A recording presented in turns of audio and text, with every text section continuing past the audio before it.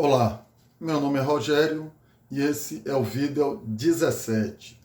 Nesse vídeo eu fiz até uma relação que está aqui na minha mão de alguns motivos que fizeram a guerra chegar onde chegou. Quem foi que perdeu a guerra? Quem foi que fez a guerra ser conduzida por esse caminho? Na realidade, quem perdeu a guerra não foi a Alemanha, não foram os nazistas, não foi a Wehrmacht, a Luftwaffe ou a Kriegsmarine. Quem perdeu a guerra, literalmente, foi Hitler, Adolf Hitler. E eu vou conversar com vocês hoje aqui alguns pequenos motivos, que me levam a crer por essa linha. Primeiro, Hitler era um cara extremamente prepotente. Ele se achava muito inteligente e culto, apesar de ter estudado muito pouco. Ele se considerava que era um Messias e que sempre estava certo, que ele não errava. Durante a Primeira Guerra Mundial, ele foi um mensageiro que acabou virando cabo. E, como cabo, com a função de mensageiro, ele achava que ele sabia muito mais de estratégia militar do que os seus próprios generais. Então ele não costumava dar ouvido aos seus generais. O que os seus generais diziam, ele achava que estava errado. Ele achava que a maioria das pessoas que o cercavam eram incompetentes e mentirosos e estavam ali por mero interesse. Outro fato muito interessante, ele estava acostumado a governar promovendo a discórdia e a competição entre as pessoas que estavam mais próximas a ele. Isso não é bom em lugar nenhum, criava um clima ruim, desagradável e não conseguia fazer a máquina funcionar como essa máquina deveria. Outra coisa, eles calcaram muito na raça ariana. E de ariano, a cúpula nazista não tinha nada, né? Na realidade, Hitler era cercado por um bando de pessoas inseguras, idiotas, puxa-sacos. Vamos ver algum exemplo. Rudolf Hess era egípcio e o cara não batia muito bem da cabeça, não. Ele tinha umas loucuras, ele tinha umas insanidades que eu não vou relatar aqui porque não faz parte desse vídeo. Mas basta vocês observarem algum documentário que ele está falando, que filmam ele. Dá para ver claramente pela maneira como ele olha, como ele se porta, que ele não era uma pessoa equilibrada. Hermann Göring, esse aí era viciado em morfina. Desde a tentativa de golpe que ele fez com Hitler, ele levou um tiro, né? Joseph Goebbels, esse aí era literalmente o vassalo, um vassalo de Hitler. Tinha uma verdadeira adoração, paixão por Hitler. E era um cara extremamente inseguro em função do defeito físico que ele apresentava no pé. Himmler, Heinrich Himmler, ele era místico. Ele era também muito limitado intelectualmente. Entre os generais, o que era chefe de Estado, sei lá, chefe da casa onde ele trabalhava com Hitler, era Keitel. Keitel tinha um apelido de Lakeitel, de lacaio.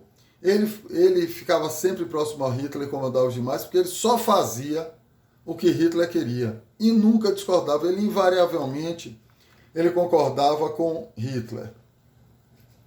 Por outro lado, Hitler costumava demitir todos aqueles que se colocavam contra a opinião dele, que se impunham contra. Então ele costumava geralmente demitir.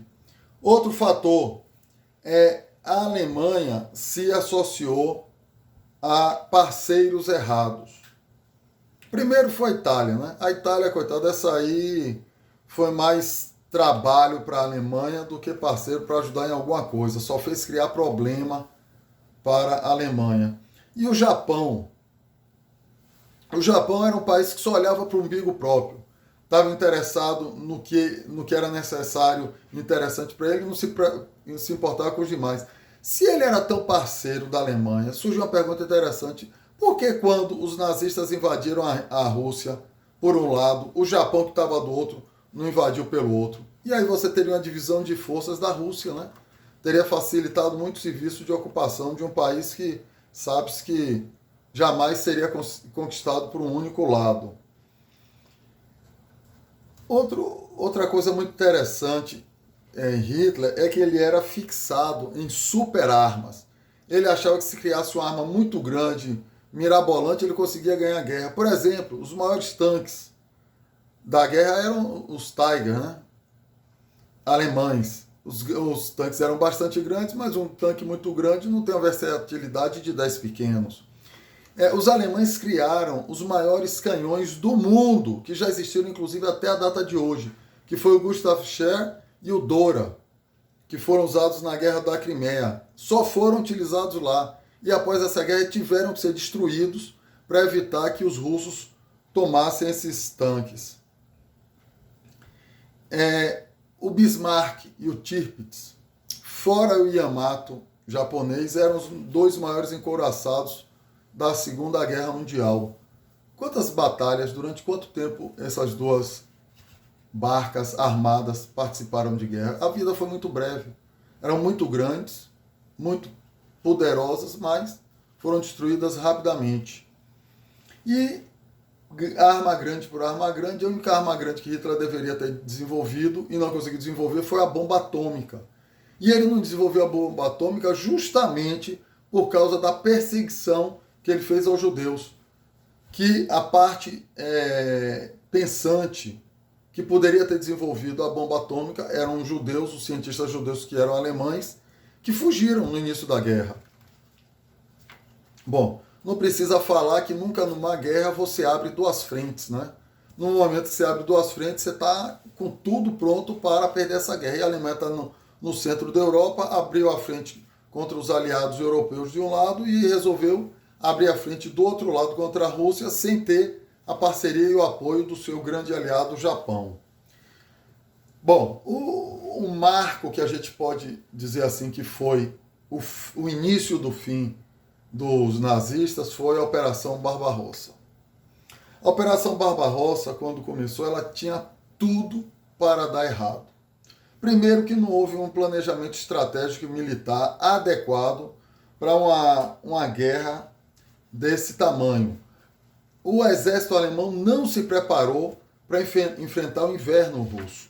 Eles achavam que iam conquistar a Rússia em 2, 3 semanas, 1, 2 meses. E o inverno chegou, e aí?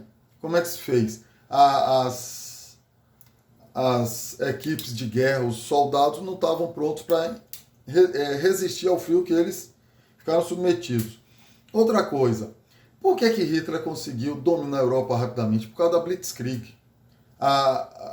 O avanço dele era muito rápido, só que você tinha uma cidade após a outra, então era fácil conquistar uma cidade logo após a outra. Já na Rússia, não. Você rodava 200, 300, 400 quilômetros e não achava nada, e o pouco que achava, os russos, com a filosofia da terra arrasada, não deixava nada para os alemães, envenenavam as águas, tocavam fogo nos vilarejos, e por aí ia. E um outro detalhe, quanto mais você avançava nessa frente de guerra, mais você distendia essas frentes de batalha. Como é que se abastecia? A bitola dos trilhos dos trens russos era diferente da bitola do trilho dos trens da Europa. Então eles tiveram que reconstruir a maioria das linhas de trem. A Luftwaffe, através de Hermann Göring, que disse que abastecer, não conseguia fornecer 10% da quantidade diária de mantimentos que precisava para o exército alemão se manter em combate, né? Uma outra coisa, quando os alemães entraram na Rússia, eles distenderam muito a sua frente de guerra. Então, com isso, eles dispersaram muito seus exércitos. Os seus exércitos ficaram muito pouco concentrados. Eles tinham muita gente e espaço em uma frente de batalha muito grande. Então, eles não tinham poder de fogo. Vocês sabiam que morreu mais soldado alemão em função da presença de pulgas, piolhos, doenças e frio do que em combate? Pois é, do que em combate. Outra coisa que Hitler pecou demais, ele mandava o exército para um lado, depois mandava voltar, e depois mandava de novo, então os exércitos perdiam muito tempo se deslocando, e não sabiam exatamente onde focar. Uma curiosidade, qual era a maior diferença entre Hitler e Stalin. Hitler foi tomando à frente a liderança dos exércitos, dos comandos, então os exércitos só se movimentavam, só agiam com autorização de Hitler. E Hitler dizia como os generais deveriam atuar para chegar no fim onde ele queria. Já Stalin era diferente. Stalin chamava os seus generais e dizia, olha, eu quero isso, e se virem para fazer. Hitler não. Hitler dizia aos generais o que eles deveriam fazer. Claro que isso não ia funcionar. Outra coisa, a filosofia de Hitler é mantenha a posição até a última bala e até o último homem. Nunca recue. E certas horas numa batalha, numa guerra, você precisa ter um recuo para se reagrupar, para poder se fortificar e continuar avançando. Hitler não permitia isso. Outro detalhe interessante, os povos conquistados. Hitler deveria fazer desses povos e pessoas aliadas, como por exemplo na Áustria. Na Áustria, quando os alemães entraram, eles deram graças a Deus e aí eles começaram a perseguir os judeus austríacos. E isso cria uma indisposição, uma inimizade nos povos. Quando eles invadiram a Rússia, eles deram graças a Deus que os alemães chegaram, só que quando eles começaram a exterminar os russos que estavam, eles só criavam inimigos onde chegavam. Outra coisa, o Holocausto. O Holocausto foi o maior erro militar e econômico que o Terceiro Reich poderia ter cometido. Militar por quê? Porque a mão de obra que podia estar guerreando em prol dos nazistas estava preso. E ele precisava tirar mais mão de obra para tomar conta desses presos. Hitler também errou porque ele não investiu na marinha. Ele achava que tendo um exército, a Wehrmacht forte, ele conseguiria ganhar a guerra. E esqueceu de dar um apoio à marinha, onde você precisa cortar as linhas de abastecimento do seu inimigo. E em outro vídeo, nós poderemos comentar outros erros que foram fatais, como, por exemplo, Dunkerque. Por que ele parou em Dunkerque? Por que ele resolveu conquistar Stalingrado? Porque tinha o nome de Stalin.